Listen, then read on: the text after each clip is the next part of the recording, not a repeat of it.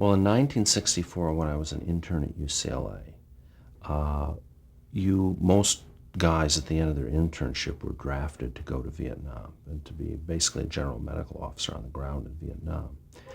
If you were accepted to a residency program, then they had something called the Berry Plan, where you could guarantee the government that when you finished your residency, you would give them 2 years in the service as a specialist, and then they would defer you and not draft you at the time.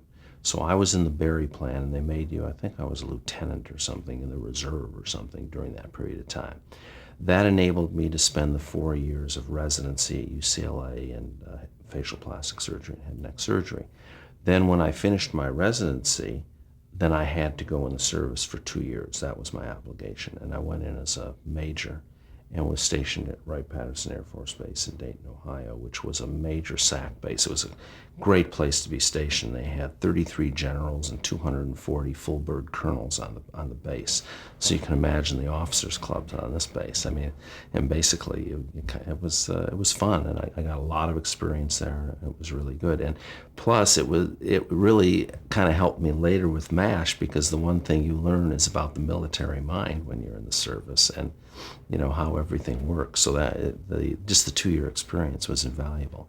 So from Dayton, Ohio, I used to do all the scripts. Anytime I wanted to go to Los Angeles, what I used to do is they had, I think it was 200,000 dependents in the area around Wright-Patterson Air Force Base.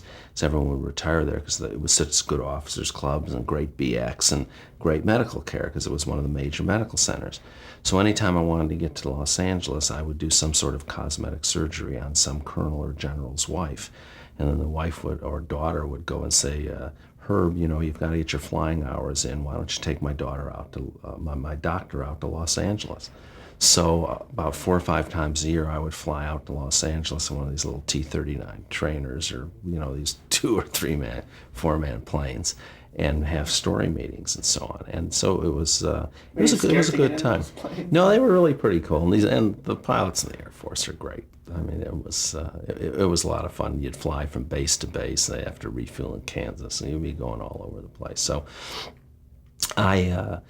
from that standpoint, I learned a lot, but it was kind of different. It was very nice of the guys on Medical Center to let me continue in the job, because it was kind of a pain for them, but we really had a terrific working relationship.